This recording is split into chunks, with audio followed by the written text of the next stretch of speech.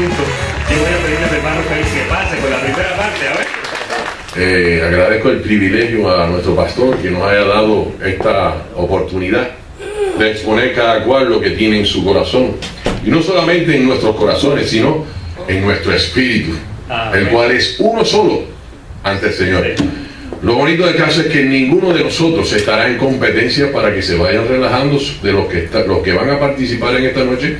Quiero que se relajen y entiendan que ninguno de nosotros está en competencia, que ninguno va a exponer algo mejor que lo que el otro va a exponer, porque todos expondremos lo que el Señor tiene para cada uno de nosotros. Aquí no hay competencia, somos ministros competentes, no hay competencia. Muy importante eso, amén. Y eso creo que debe relajarlos a todos, amén.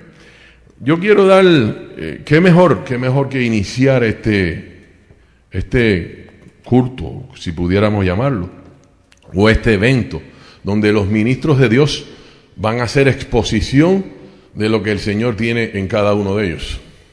Mi hermano, lo veo a Eric, que sé que también va a participar. Me gozo en verte, mi hermano.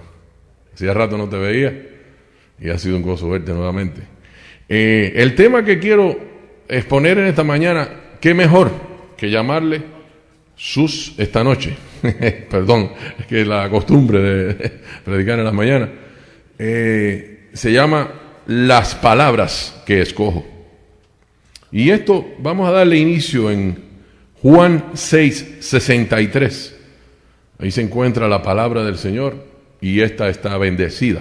No hay ni que añadirle nada.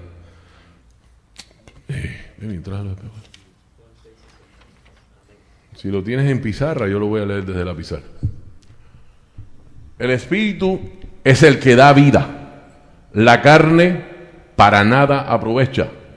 Las palabras que yo os he hablado son espíritu y son vida. ¿Por qué motivo escogí este tema? Puesto que la palabra del Señor no se lee en la letra, porque dice que la letra mata. Cuando lees la palabra del Señor, tal y como leer un libro cualquiera, entenderás que esta no te va a hacer ningún efecto. Si no entras en el ámbito del Espíritu, pues ahí vas a comprender más claramente, porque esta se hará rema en tu espíritu y podrás entender claramente lo que quiso decir el Señor cuando dijo: las palabras que yo os doy son espíritu y son vida. Por ahí tengo mucho que decirles, puesto que Él es la vida, Él es la palabra, amén, porque en el principio era el verbo, que era la palabra, y el verbo era con Dios, y el verbo era Dios.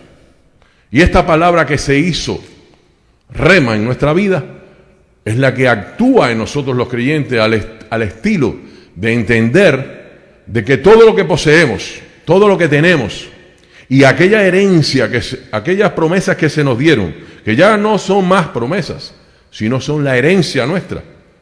Eso que Él nos dijo, que nos dio vida y vida en abundancia. Cuando entramos a analizar eso a profundidad, de la forma que les acabo de decir, en el rema, en el espíritu, porque el Señor es el espíritu, ¿verdad? Si entras a entender la importancia que tiene la palabra en nuestras vidas, podremos comprender por qué damos tanto énfasis a lo que estamos diciendo. Porque en realidad, la palabra del Señor es su espíritu mismo, que cuando lo leemos, añade conocimiento de lo que somos en realidad. Amén. Y esto lo vamos a ver en Hechos 20:32. Lo vamos a leer también yo lo puedo leer desde aquí. Hechos 20:32. Y ahora, hermanos, os encomiendo a Dios y a la palabra de su gracia, que tiene poder. Amén. Lo que estábamos diciendo anteriormente, tiene poder para sobreedificaros y daros herencia con todos los santificados. Fíjense que solo la palabra de Dios es la que tiene el poder para darnos esa herencia que Él nos dio. Ese poder que tenemos, que aunque muchas veces no lo podemos ver, ¿por qué motivo? Porque no estamos entrando en el ámbito espiritual. Yo quiero darles Quiero ser breve porque en realidad se me pidió que solamente pusiera un pedacito para que los demás tuvieran tiempo de exposición. Pero es necesario. Después de todo, lo más importante es su palabra. Por eso es que venimos cada domingo. Y por eso es que dice su palabra, que no dejando de congregarnos, como algunos tienen por costumbre, porque es necesario que esta palabra penetre en nuestros corazones.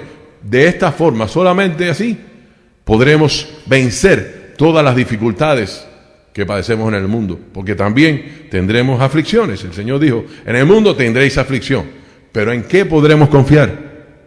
Solo en su palabra, porque esta es la que actúa en nosotros. Y cuando la decimos, cuando confesamos su palabra, mira, todo obstáculo se mueve del camino. Amén. En el nombre de Jesús, yo declaro que la próxima persona que ha de estar exponiendo declarará lo que el Señor desea.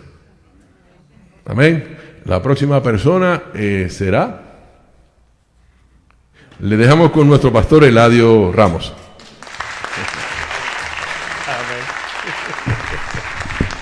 Bien, es un aceitito bien suave, ¿verdad? Qué bueno. Cuando usted se concentra en la palabra y usted escoge un tema de la palabra, automáticamente por la temática que usted escoge, cuando usted lee todos los versos que usted tiene, esa temática que usted está considerando comienza a verse. Porque usted puede leer un verso de la Biblia y en un verso de la Biblia pueden haber 10 enfoques diferentes. Todo depende de cuál es la idea central que tú estás presentando. Por ejemplo, el hermano Félix nos trajo la primera que decía, tu palabra es la verdad. La carne para nada aprovecha. La letra mata. Y ahí toda la referencia es a la palabra. Y finalmente el verso famoso del apóstol Pablo en su despedida, cuando Pablo dice, los encomiendo a Dios, pero no solamente a Dios, sino a la palabra de su gracia. ¿Vieron lo fácil que es traer un pensamiento? Yo estoy seguro que Félix no estuvo 4 días estudiando eso. En un ratito, eso llega. Hay veces que cuando Dios te da un tema, tú recibes, yo casi siempre de la forma que Dios trabaja conmigo es que yo recibo el tema. Y después del tema, entonces yo busco la temática y los versos. Pero casi siempre lo que Dios te da es el tema. Amén. El pastor Cestero estaba hablando conmigo hoy y me decía de un tema que Dios le dio. Y en ese tema, Dios le dijo 3 palabras cuando estaba en oración. Y de esas 3 palabras, después se fue a la Biblia y empezó a buscar. Y ahí llegó la palabra para el domingo. Qué bueno es cuando tú le dices, Señor, ¿qué voy a hablar el domingo? Y el Señor te dice, ahí tú empiezas a escuchar al Señor. Y Dios viene y te da la palabra que tú tienes que escuchar. Amén. El don que a veces Dios pone en ti te enseña a adornarlo, te enseña a encuadernarlo. Y dependiendo cuáles sean las virtudes que tú has recibido del Señor, pues lo que tú tocas, tú sencillamente lo encuadernas, lo adornas y lo presentas con el don que Dios te dio. Y de esa es la forma. Así que la próxima expositora de esta noche es nuestra hermana María Ferrer de Calderón. Yo me enteré que el nombre de ella es María del Carmen. Recibo que Dios te da la palabra de poder. Amén. ¿Está fría? No, pero es el aire. Dios tiene todo bajo control. Bendecidos hermanos, buenas noches y bienvenidos a este otro estudio de los jueves. El tema que hoy voy a hablar se titula La mujer virtuosa. Y les confieso que cuando empecé a buscar y a escudriñar, pensé, eso no existe. Eso es como el príncipe azul. Cuando leí en Proverbios 31 todo lo que decía de la mujer virtuosa, pero no, descubrí que sí existe, Y estoy presentando esto imitando a mi pastor, a través de, como él nos enseña todos los jueves, como un bosquejito, Y aquí en la primera página, yo pensé que iba a haber copia para todo, pero aquí en la primera página hay varias ilustraciones. Una de ellas es una mujer en unas manos que la sostiene Dios. La sostiene Dios. Para mí, esta primera ilustración que les enseño aquí es bien importante porque yo creo que todo ser humano y toda mujer que siente que está en las manos de Dios, que Dios lo sostiene, no tiene nada más que buscar. Nos atrevemos a todo y hasta de hecho me recuerda cuando yo pequeña, mi papá en el mar me decía que fuera donde él nadando y era hondo, pero yo sabía que ese hombre que estaba allí no me iba a dejar ahogar. Cuanto más nuestro Dios, cuando Él nos envía algo, nos da una instrucción, nos da algo que hagamos, vamos a hacerlo recordando que Él no nos va a dejar, que Él nos va a sostener y nos va a respaldar, aunque creamos que no somos buenos para eso. Hay otra figura de una mujer con su bebé.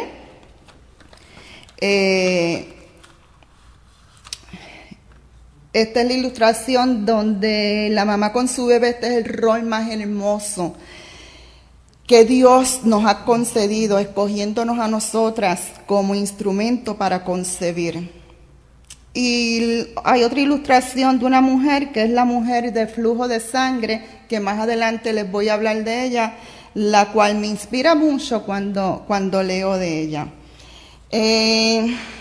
Abajo tenemos Proverbios 31, donde dice 31:30, engañosa es la gracia y vana la hermosura, pero la mujer que teme al Señor, esa será alabada. Aquí continúo siguiendo el patrón que hemos aprendido con mi pastor en los estudios del domingo y quise buscar el significado de virtud. Virtud es la integridad hacia la verdad. Se expresa como excelencia moral, poder y fuerza, castidad o pureza. Es también una cualidad lo que permite en quien la posee ante situaciones más difíciles cambiarla favorablemente. Y la otra definición, virtuoso, entre tantas que encontré, esta fue la más que vi más apropiada y que me gustó. Es el que está en camino de ser sabio, el que sabe remar contra la corriente. El primer tema, el primer subtítulo del bosquejo lo titulé Cualidades de una mujer virtuosa o digna ante los ojos de Dios.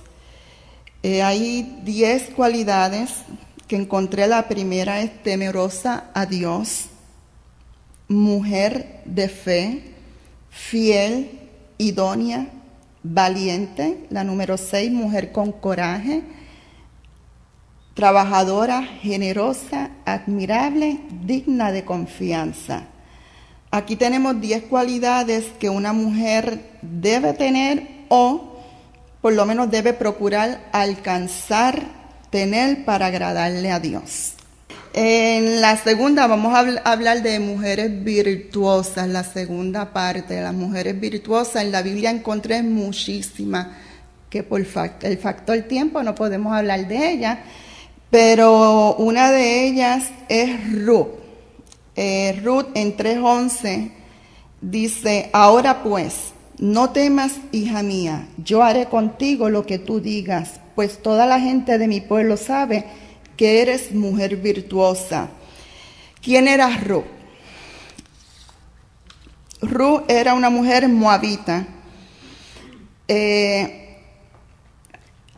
Cuando Noemí y el esposo de Noemí, Elimelech, en el Antiguo Testamento fueron con sus 2 hijos a Moab, buscando, era tiempo de donde la economía estaba muy mal, y ellos buscando una mejor vida se mudaron hacia Moab, y aquí al tiempo Elimelech murió, y los 2 hijos de Elimelech y Noemí se casaron con 2 mujeres moabitas. Una se llamaba Orfa y la otra Ruth. Habitaron allí unos 10 años. Y a los 10 años murieron los 2 hijos de Noemí también y Elimelech, quedando sola Ruth con las 2 nueras. Y Ruth le dijo a las 2 nueras que siguieran, que se encaminaran ellas solas ahora, porque ella era una mujer vieja, ya no iba a tener más hijos y que no era justo que ellas rehacieran su vida. Orfa, llorando, le besó la mano y se despidió, pero Ruth le dijo: no, yo me quedo contigo, donde tú vayas yo iré. Y Ruth estuvo con ella, consiguió un trabajo en unas tierras de un familiar del suegro Elimelech, encontró gracias delante de este hombre y se casó con este hombre. Ella trabajó duro en las tierras de este hombre, de Boaz, y sostuvo a su suegra todo ese tiempo, la mantuvo, la sostuvo, fue una mujer fiel y halló gracia delante de Boaz, halló gracia delante de él al verla ella tan generosa, tan amable, que no abandonó a su suegra, trabajó fuerte por ellas dos para mantenerla y tuvo un hijo con este hombre. Y las mujeres del sitio le llamaron a este hombre, le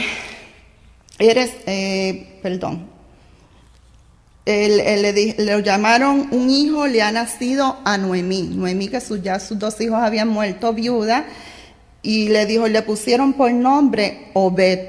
Obed fue el padre de Isaí, Isaí fue el padre de David. Aquí en esto que lo que quería presentar era a Ruth como la fidelidad de ella, la generosidad de ella y la amabilidad como otras de las cualidades que cada mujer virtuosa debe tener.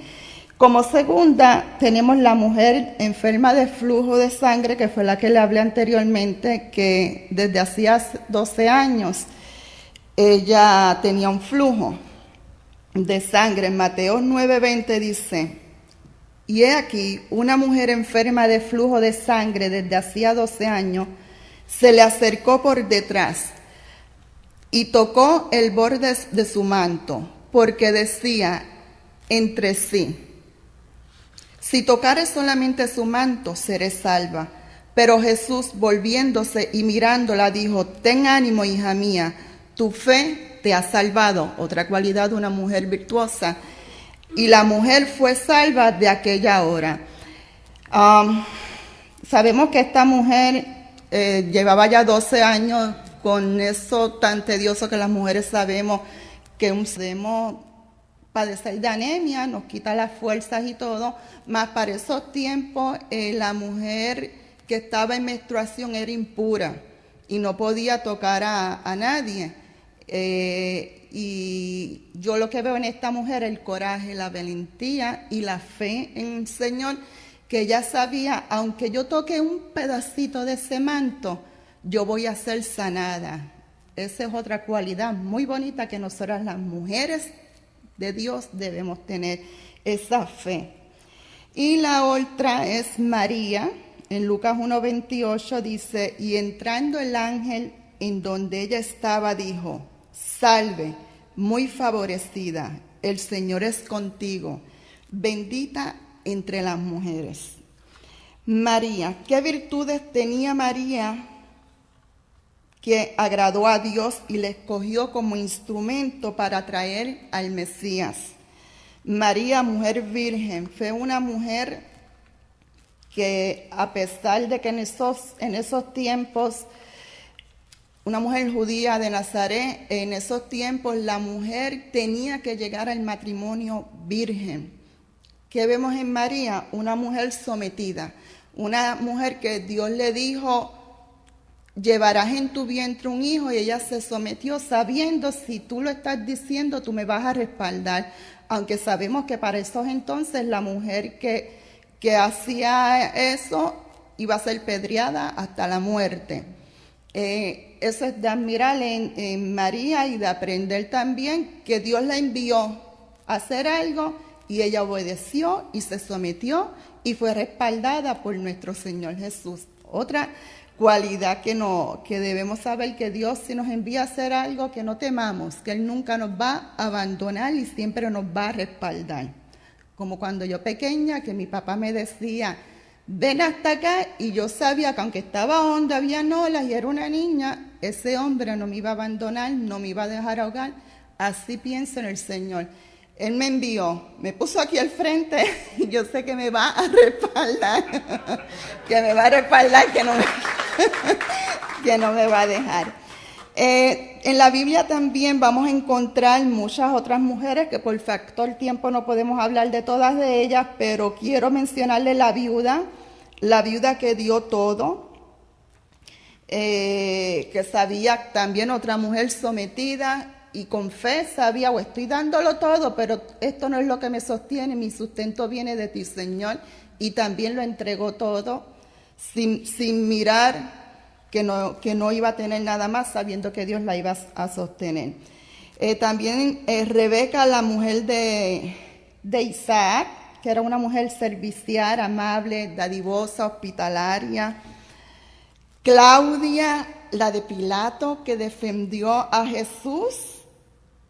Verónica, que limpió el rostro de Jesús, que mujer valiente, un hombre que lo estaban apedreando, que lo estaban vituperiando, que lo estaban dando con látigo, ella se atrevió a llegar allí por el amor, una cualidad muy linda de la mujer, y le limpió su rostro.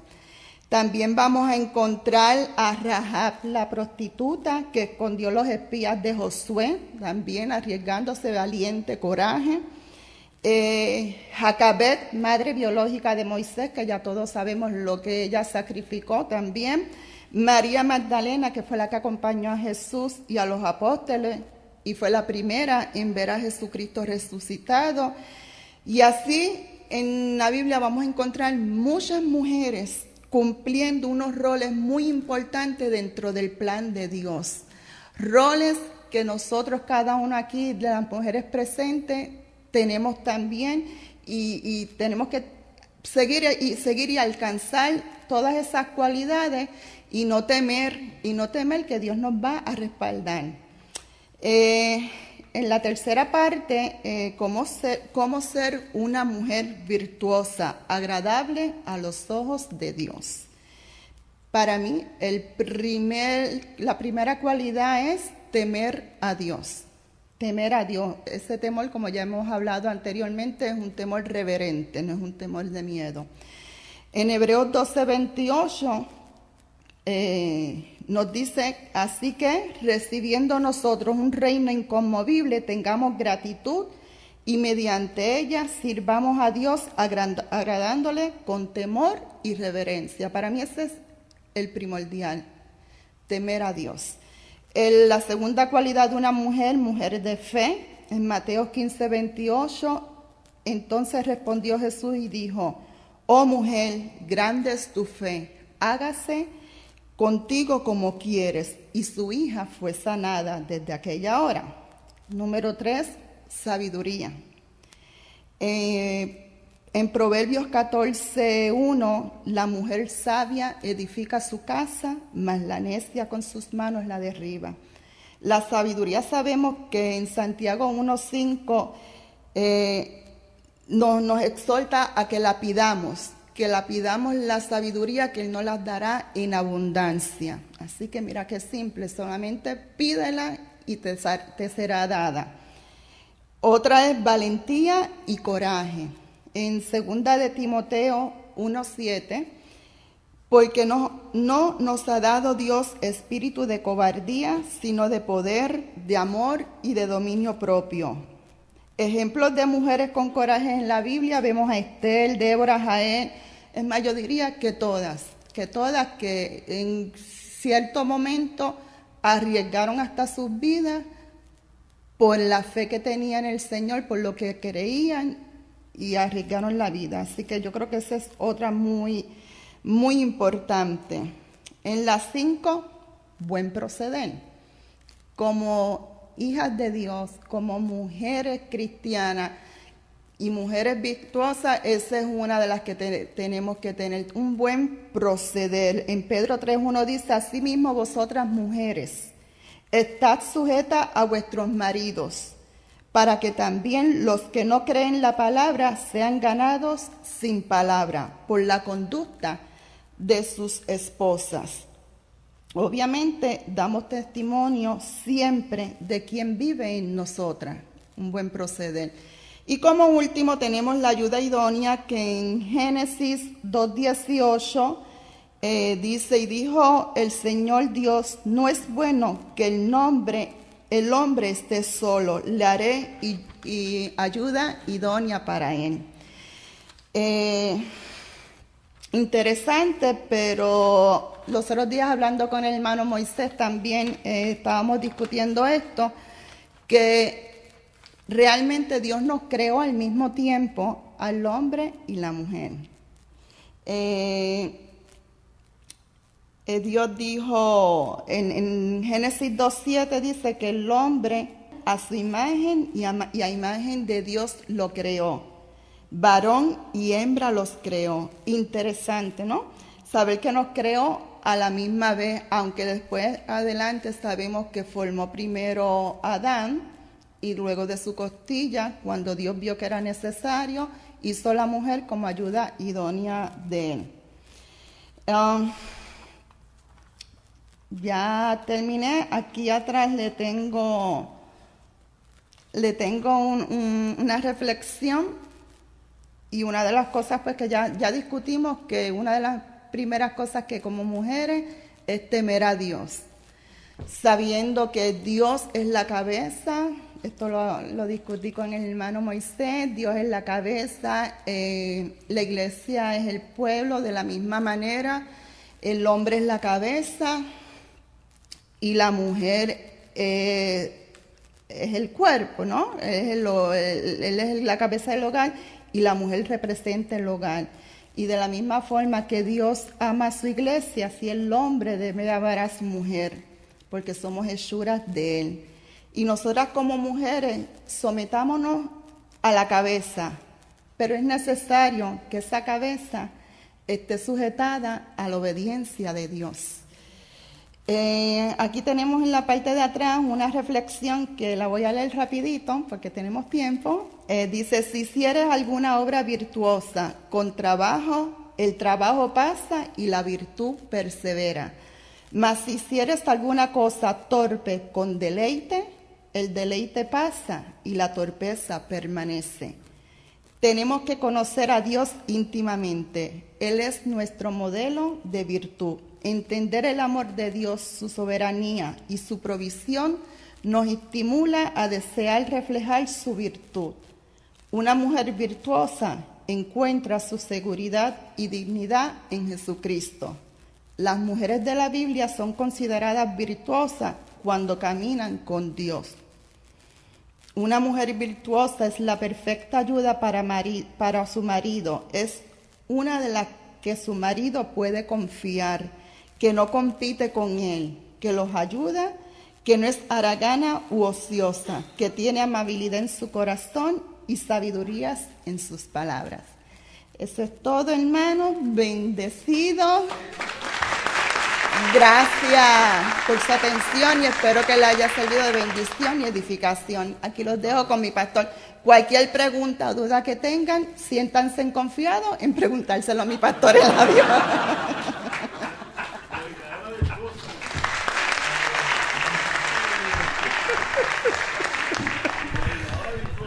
Ahora yo quiero que la clase me diga qué pensaron de eso. 100 puntos. A ver, 100 puntos. Qué bien, qué bien. Yo estuve hablando con el pastor Cestero acerca de el predicador es una parte, ¿no? Es una parte de todo la dinámica del servicio, ¿no? Y usted sabe que en un servicio pues hay oración, hay peticiones, está la administración de la siembra, hay testimonios, ¿no? Pero fíjense, la audiencia que son ustedes, la audiencia es educada, porque la audiencia tiene que saber oír. Y entonces, no sé si ustedes se dieron cuenta, yo sinceramente, María me hubiera llamado, yo hubiera hecho copias, pero ella preparó un panfleto completo como lo hacemos aquí los jueves en la noche. Y ella lleva semanas trabajando en eso. Y cada rato me manda mensajes, ¿qué usted piensa de esto? Pero fíjese la reseña que nuestra querida hermana María ha hecho. Qué cosa tan bonita, yo te felicito. La verdad que muy lindo, muy lindo. La audiencia, sí, ella es una mujer virtuosa. ¿Ah? No, definitivamente, ¿verdad, Moisés? Muy al día. Qué bueno. Déjeme terminar este pensamiento. La audiencia aprende a escuchar. Y entonces, cuando usted aprende a escuchar, usted a medida que pasa el tiempo, usted está siendo educado a escuchar con estructura. ¿Por qué con estructura? Porque cuando nosotros presentamos un estudio, tiene un título, siempre lo hacemos así, ¿verdad? Tiene las preguntas para reflexionar, o quizás tiene algún vocabulario de cuáles son las palabras más sobresalientes de lo que se va a hablar. María imitó eso hoy, ¿no? Y entonces usted aprende a escucharlo sistemáticamente como se está presentando en el panfleto. Cuando un predicador está predicando, acércate, cuando un predicador está predicando, el predicador lleva una síntesis y él va preparando a la audiencia para presentarle el pensamiento que le va a traer hasta que la audiencia va y entra en la misma síntesis que está el pastor. Y entonces, cada vez que un predicador predica, el predicador te lleva en un viaje. Es un pequeño viaje, el predicador te lleva en un viaje y te va llevando. Ahora yo le voy a pedir al pastor Nerio Álvarez que él nos explique un poquito acerca de lo que es síntesis y nos hable de algunos de esos principios pertinentes en lo que es predicación. Amén, Nerio.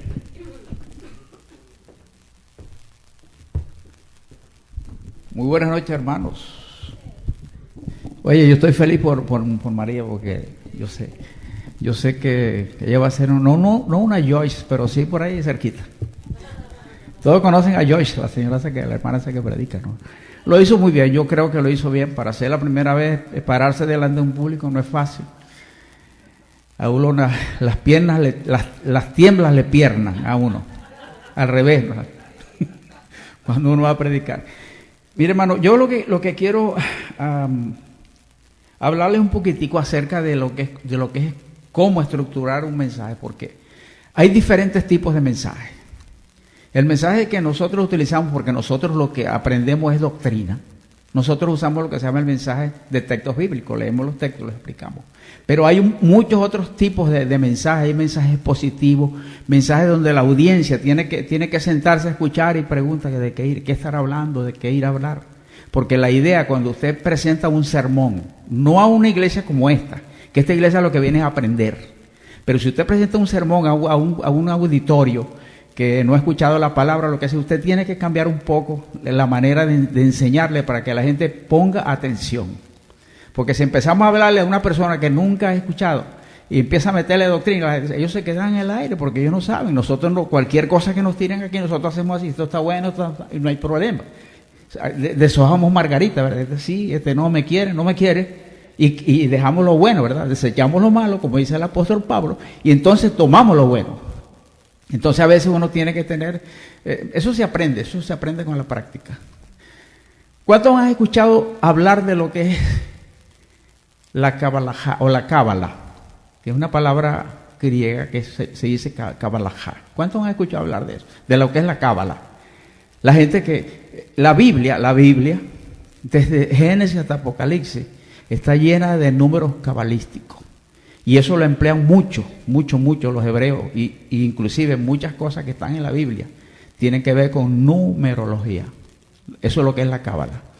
Y hay un texto que yo me encontré por allí, que yo se los voy a leer, y ustedes van a ponerse a pensar por qué ese texto dice lo que sí, y cuál es el principio, porque cada cosa que uno estudia, el Señor cada texto que a ti te da, ahí tienes que sacar un principio para enseñar a los hermanos que están allí sentados.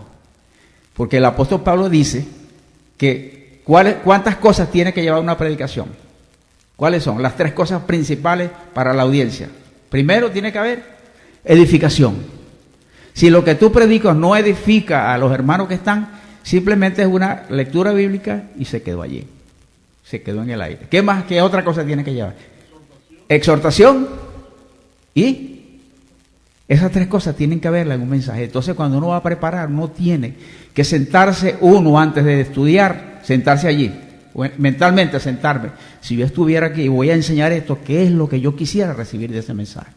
Tenemos que tener empatía con los mensajes que el Señor te da. Si nosotros no recibimos para nosotros lo que nosotros enseñamos, eso no lleva un buen fin. No lleva un buen fin, porque la idea es que las personas que salgan de aquí salgan edificadas y que el mensaje que se dio de verdad les haya hecho bien. No que salgan alegres, porque la alegría se va cuando salimos a la puerta y ya hasta se nos olvidó de qué hablaron. ¿A cuánto les ha pasado? ¿Sí o sí? Es así, pero si ese mensaje lleva esos tres ingredientes y están bien aplicados, mire, la gente sale de aquí bien edificada. Aunque siempre salimos edificados, porque es que nosotros somos doctos en la palabra, ustedes son doctos en la palabra, que saben asimilar, saben entender lo que se habla y saben escoger lo que es bueno, lo que es y lo que no es, y lo que no es ustedes lo preguntan y nosotros, el hermano Eladio, cualquiera les puede aclarar. Porque para esto es una escuela de ministerio, como siempre lo digo, un ministerio de escuelas de predicadores y eso. Si quiere acompañarme, busque un momentico el libro de Génesis, que voy a leer un texto allí. Varios textos voy a leer. Génesis capítulo 11. Para que vamos a estudiar aquí un principio muy importante, yo espero que usted lo vea conmigo. Dice, entonces tenía toda la tierra una sola lengua, unas mismas palabras, y aconteció que cuando salieron de oriente, hallaron en una llanura en la tierra de Sinar y se establecieron allí. Y se dijeron unos a otros, vamos, hagamos ladrillo, cosámoslos con fuego, y les sirvió el ladrillo en lugar de piedra y el asfalto en lugar de mezcla. Y dijeron, vamos, edifiquemos una ciudad, una torre con cúspide, cuya cúspide llegue al cielo, y hagámonos un nombre por si fuéramos esparcidos sobre la faz de la tierra. Y descendió Jehová para ver la tierra, la ciudad y la torre que edificaban los hijos de los hombres. Y dijo Jehová, he aquí el pueblo es uno, y todos estos tienen un solo lenguaje, y han comenzado la obra, y nada les hará desistir ahora de lo que han pensado hacer. Ahora pues, descendamos y confundamos allí sus lenguas, para que ninguno entienda el habla de su compañero. En estos textos, los que hemos leído esto, simplemente captamos que allí nacieron los idiomas. Ahí fue donde nacieron los idiomas, el inglés, ahí fue donde nacieron. Ellos tenían una sola lengua, y Dios les confundió esa lengua, y ahí se esparcieron sobre toda la faz de la tierra, cada uno con su lenguaje. Lo que yo veo aquí, el principio que yo veo aquí en estos textos que leímos, es el principio de la unidad. En el texto que usted estudie, usted puede encontrar varias cosas. Lo único que cuando usted dice, voy a predicar sobre el agua, y en ese texto usted encuentra otra cosa que no es agua, usted tiene que obviarlo, porque usted tiene que dedicarse a lo que usted dijo que iba a predicar. Si va a predicar sobre el agua, entonces yo aquí saqué de estos textos, saqué todo un principio que es de lo que yo quisiera enseñar, y es el principio de la unidad. Dice, una sola lengua, unas mismas palabras. Dice, vamos, hagamos, cosamos, vamos, edifiquemos, hagamos, si fuéramos esparcidos, la ciudad, dice, el pueblo es uno, un solo lenguaje. Usted está entendiendo lo que yo estoy sacando de ahí, ¿no? Yo estoy sacando ahí de un principio de unidad que funciona no para esta época, sino para esta época. Porque nosotros tenemos que estar unidos, porque somos uno en Cristo. Y somos, ¿qué con Él? Un espíritu con Él. Queriendo decir que todo esto que está aquí es aplicable a nosotros. No importa que hacía historia, no importa que fueran unos bandidos que estaban haciendo lo que a Dios no le agradaba, pero a Dios le llamó la atención. Lo que le llamó la atención a Dios, para Dios bajar, fue que dijo, descendamos y confundamos allí sus lenguas para que nadie entienda lo que habla su compañero. Porque les llamó la atención la unidad y la fuerza y el empeño que estaban poniendo en hacer una obra. Ese mismo empeño tenemos que ponerlo nosotros por ese papelito que está allí. Tenemos que ser uno y construir lo mejor que haya para el Señor. No sé cómo va a ser, pero les quiero decir algo. Mire, hace 3 semanas, cuando Dios me despierta a mí, es que yo me despierto como si hubiera dormido 50 horas. Me abro los ojos y se me va el sueño y yo entiendo cuando es Dios que quiere hablarme. Me puse a orar y en medio de la oración, cuando estoy más tranquilo, Dios me dice, dibuja. Y me puse a dibujar. Dibujé el templo. Yo no sé si esto fue lo que la hermana vio, pero esto hace 3 semanas que yo lo cargo dentro de la Biblia. Y cuando yo llego ahí, yo digo, yo tengo eso en la Biblia. Y la hermana, Dios le mostró, yo voy a ver si eso fue el lugar que ella vio, porque Dios le mostró a ella, por un lado, un lugar. Y se lo dijo el domingo pasado al hermano Carlos. Y yo hace 3 semanas tengo esto, dibujé, yo lo dibujé y lo metí ahí. Yo soy obediente, yo no le ando buscando 4 patas al gato cuando Dios me habla. Haz esto, yo lo hago, punto. Y en el momento que Dios quiera hacerlo, Dios lo va a hacer. Entonces, la cosa importante que quería enseñarle, hermano, o instruirle, es que en un verso usted puede encontrar varias verdades, pero cuando usted lea un texto, usted dedíquese a lo que usted quiere hacer en ese texto. Porque eso es lo que se llama una predicación expositiva. Usted va a exponer el texto del tema que usted trajo. Y es muy importante porque así usted puede mantener a la gente. Nadie sabía, yo no sé si alguno se había dado cuenta que se podía sacar de ese texto ese principio. Pero hay muchos principios bíblicos que usted puede sacar de cada uno de los textos que usted lee, principios que son aplicables. Acuérdese bien que todo lo que usted predica, que lo que enseñamos, tiene que ser aplicable a los que están escuchando. No solamente para mí que estudié mucho y que aprendí mucho y que vi mucho griego y que... No. Si lo que yo no enseño no edifica a las personas que están sentadas, perdemos tiempo. Perdemos tiempo. Así que, hermano, esa es mi intervención esta noche a nuestro hermano Pastor Eladio Ramos. ¿Lo vieron? Síntesis. Cuando usted lee, usted extrae de lo que usted está leyendo lo que usted va a hablar. La palabra de Dios es tan versátil, la palabra que siempre cabe es esa, versátil, porque es que se presta para cumplir todo tipo de propósitos, ¿no? Con la palabra tú puedes edificar, puedes consolar, lo puedes hacer, puedes exhortar. Hay veces que ustedes me han visto que aquí un domingo, como el último tema que hablamos, renovando votos, yo vine simplemente dirigido por el Señor para que Dios te pasara la mano. Ese día no había una enseñanza de doctrina, sino que lo que había era un propósito de Dios consolarte, de Dios decirte que todo está bien. Hay momentos que tú no necesitas que se te añada más conocimiento. Tú sabes que hay ministerios que se basan solamente en eso. Conocimiento, revelación. Entonces, la mucha revelación, yo tenía un amigo que decía que se convierte en reventación. Porque hay tanta revelación que lo que te produce es una reventación. Y hay momentos que tú no necesitas revelación. Hay momentos que lo que tú necesitas es que Dios te consuele. Hay veces que tú lo que necesitas es que Dios te diga, mira, sigue para adelante que vas bien. O hay veces que en un mensaje Dios te dice, párate, que no vas por donde tienes que ir, detente, da la vuelta, camina para otro lado. Casi siempre el Señor usa al pastor cestero para eso, ¿verdad?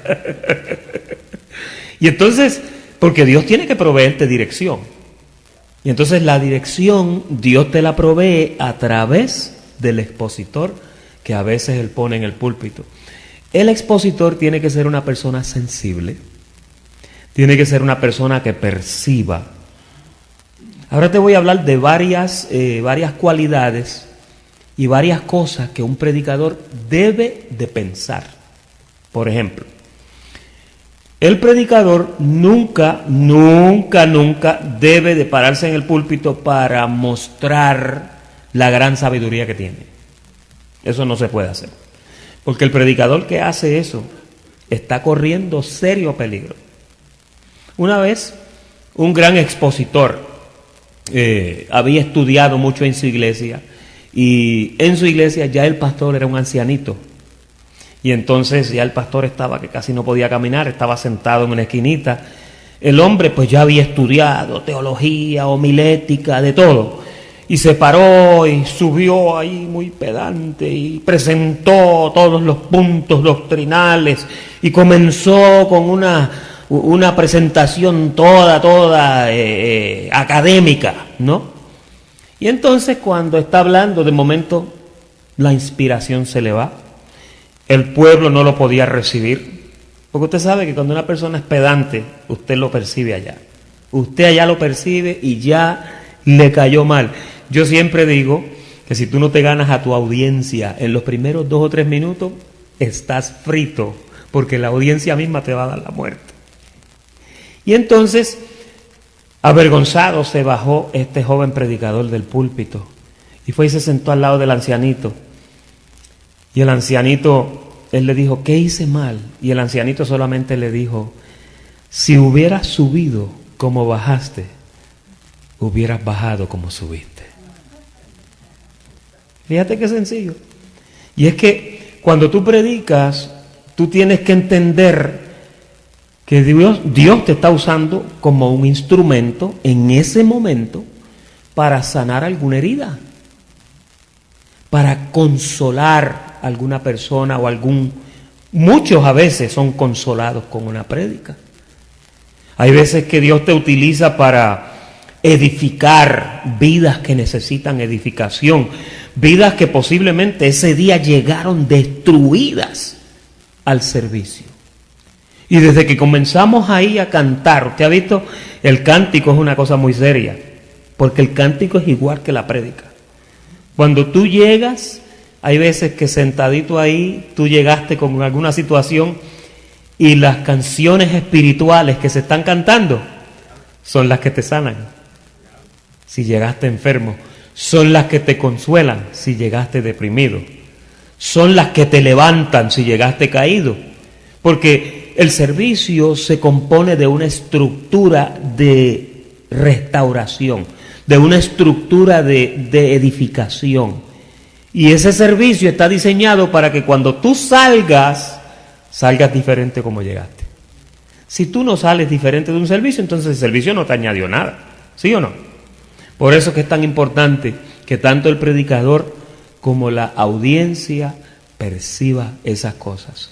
Un predicador debe de tener bien presente eso siempre. No se debe envolver tanto en la técnica de la prédica que se le olvida la esencia de lo que Dios quiere decirle. Hay veces que las prédicas más sencillas son las prédicas que más edifican.